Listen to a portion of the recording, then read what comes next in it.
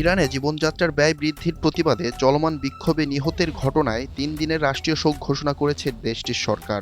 রোববার ১১ জানুয়ারি রাষ্ট্রীয় টেলিভিশনের বরাতে বার্তা সংস্থা এফপি জানায়, বিক্ষোভে প্রাণ হারানো ব্যক্তিদের শহীদ হিসেবে অভিহিত করে তাদের সম্মানে এই শোক পালন করা হবে।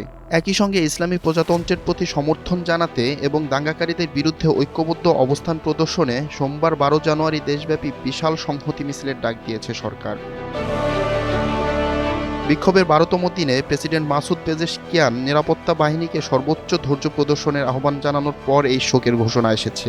সংহতি পরিহার করে জনগণের দাবি শোনার উপর জোর দিয়েছিলেন তিনি। তবে পরিস্থিতি আরও জটিল হওয়ায় এবং নিরাপত্তা বাহিনীর সদস্যদের প্রাণহানির খবর আসার পর সরকার এই শোকের পালনের সিদ্ধান্ত নেয়। টানা ১২ দিন ধরে চলা এই আন্দোলনে ইরানের বিভিন্ন প্রান্তে সংঘর্ষের খবর পাওয়া গিয়েছে।